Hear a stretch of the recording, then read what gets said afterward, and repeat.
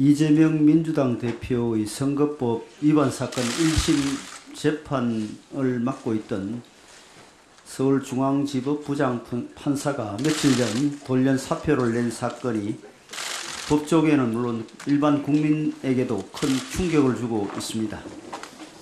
선거법 관련 재판은 1심을 6개월 이내에 끝내야 한다는 법 규정에도 불구하고 이 판사는 다시 하겠습니다. 선거법 관련 재판은 1심을 6개월 이내에 끝내야 한다는 법 규정에도 불구하고 이 판사는 재판을 16개월이나 끌어오다가 총선을 석 달 앞둔 시점에서 결국은 사표를 내고 말았습니다. 이 때문에 1심 판결이 총선 전에 이루어지기는 힘들게 되었습니다. 우리 사회에서 법관은 모든 공직자의 표상으로 여겨지는 전통이 있는데 그런 법관의 행동이라고 보기에는 믿기가 어려운 무책임한 태도입니다. 더욱이 이 판사는 신속한 판결을 위한 검사의 주 1회 재판 요청을 물리치고 2주 1회 재판을 고수한 바 있었는데 사퇴 후 대학 동기 단체방에는 내가 조선시대 사또도 아니고 증인이 50명 이상인 사건을 어떻게 하라는 것인지 라고 썼다고 합니다. 한마디로 앞뒤가 맞지 않습니다. 결국 이 판사의 언행을 보면 애초에 1심을 직접 판결할 생각이 없었다고 보는 편이 맞을 것입니다. 이 판사의 행동은 의도적이건 아니건 이재명 대표의 재판 지연 전략에 충실히 복무한 셈입니다. 판사들이 무책임하고 무기력한 행동은 이뿐만이 아닙니다. 이화영 전 경기도 부지사 재판도 피고인 측의 재판 지연 전략으로 무한정 늘어지고 있는데도 재판부는 끌려다니고만 있습니다. 이 사건 재판장도 다음 달 법관 인사 때 교체 대상이라고 합니다. 정치적으로 민감한 재판은 피하고 보자는 복지부동과 보신주의를 의심하지 않을 수 없습니다. 사법부는 정의를 실현하는 곳인데 이처럼 무책임, 무기력, 보신주의가 횡행해서는 이 나라 사법정의의 미래가 밝지 않습니다. 지난 김명수 사법부 하에서 우리나라 사법부는 민주주의의 마지막 보루로서의 기능을 거의 상실했습니다. 사법부가 독립성과 정치적 중립성을 잃고 행정공부의 시녀가 되었고 법원이 인기투표 정치판이 되었고 판결이 법이 아닌 판사의 성향에 좌우되는 일이 다반사였고 재판은 하염없이 지연되었습니다. 현재 이재명 대표 관련 재판을 둘러싼 모든 비정상적 파행은 김명수 사법부의 그릇된 유산과 무관하지 않을 것입니다. 신임 조희대 사법부는 사법부의 독립성과 중립성을 회복하고 무책임하고 무기력한 법원 분위기를 쇄신하고 지연된 정의를 해소하는 데 전력을 기울여야 할 것입니다. 그래야 민주주의의 마지막 보루라는 사법부의 의무를 다할 수 있습니다. 의대 정원의 필요성을 더 이상 부정할 수 없는 사회적 분위기가 형성되었지만 이 규모에 대해서는 좀처럼 합의가 이루어지지 않고 있습니다. 정부와 여당은 요식적인 수준이 아니라 국민들께서 체감할 정도의 의료 인력 확충이 이루어져야 한다는 데 견해를 같이 합니다. 지금 현재도 지방에서는 필수 의료 인력을 확보하지 못해 골머리를 앓는다는 보도가 이어지고 있습니다. 최근 강원대병원 소아청소년과 교수 11명 가운데 4명이 사직 의사를 밝혔다고 하는데 전공의 정원이 채워지지 않아 업무 부담이 과중해지고 있는 것이 주요 원인이라고 합니다. 충북대병원 또한 신생아 중환자실 야간답기 전문의 3명이 작년과 올해 초에 걸쳐 그만두면서 소아과 교수 2명이 이틀에 한 번 당직을 써야 하는 상황입니다.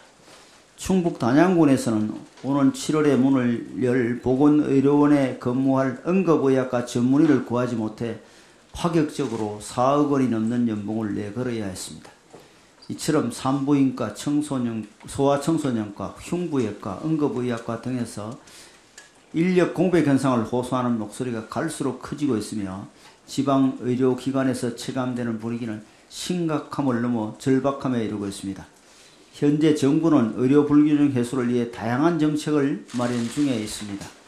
필수 의료 분야에 대한 수가제도 개편은 물론이고 올해부터 소아청소년과 전임의를 대상으로 월 100만 원의 수련 보조 수당을 지급하는 등 보다 직접적인 지원에도 나섰습니다. 하지만 이러한 노력들도 일선에서 의료 인력이 유의미하게 확충되지 않는다면 역부족이 될 수밖에 없습니다.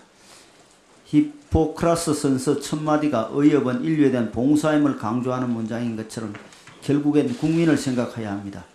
각 의료단체와 시민단체가 주장하는 의대 정원 규모가 큰 차이를 보이고 있는데 보건복지부는 중심을 잘 잡고 국민의 입장에서 의료인력 확충 규모를 합리적으로 산출해 주시기 바랍니다. 특히 의사단체와 의대협회 등은 이해관계나 기존의 교육 환경의 한정에서 정원 규모를 논할 것이 아니라 필수 의료체계를 안정화시키는 거시적인 안목에서 문제를 검토해 주시길 부탁드립니다. 홍콩 H주스 ELS 상품의 만기가 돌아오면서 대규모 투자자 손실이 현실화되기 시작했습니다. 원칙적으로 금융투자는 개인의 책임입니다. 그러나 홍콩 ELS는 총 판매액이 19조 3천억 원에 달하고 정권사보다는 은행이 주로 영업을 했으며 총 분량의 30%를 65세 이상 고령자가 구매했고 손실 비율이 50%에 이릅니다. 여러모로 금융윤리와 국민의 노후 대비 문제와 깊이 관련되어 국가가 관심을 가지지 않을 수 없는 상황입니다. 문제의 1차적인 핵심은 상품 영업 과정에서 과연 불완전 판매가 이루어졌느냐 하는 것입니다.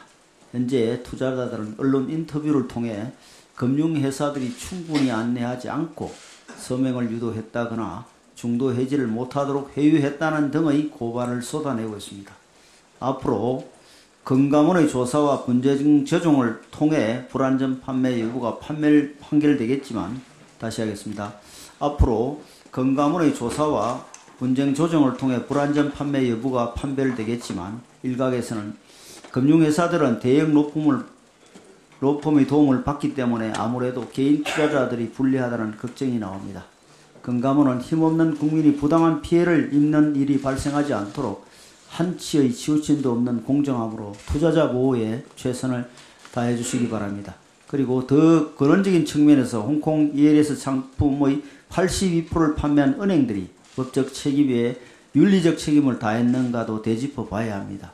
우리 국민들께서는 기본적으로 은행의 안전성을 신뢰하기 때문에 은행에 요구되는 도덕적 기준도 그만큼 높을 수밖에 없습니다. 일부 판매사는 비이자 수익 비율을 높이기 위해 직원들이 공격적으로 ELS 상품을 판매하도록 유도하거나 판매 한도에 관한 내부 규정을 바꾼 사실이 보도되고 있습니다. 땅 짓고 헤엄치는 이자 장사에 열중한다는 비판을 피하고자 국민에게 해가 미칠 수 있는 방식으로 무리하게 상품 영업을 했다면 그 안이한 경영 방식에 대해 질타를 받아 마땅합니다. 또한 2019년 DLF 불완전 판매 사태를 계기로 금융소비자보호법이 제정되어 2021년부터 시행됐음에도 유사한 문제가 다시 불거진 것을 금융당국과 국회도 엄중하게 받아들일 필요가 있습니다.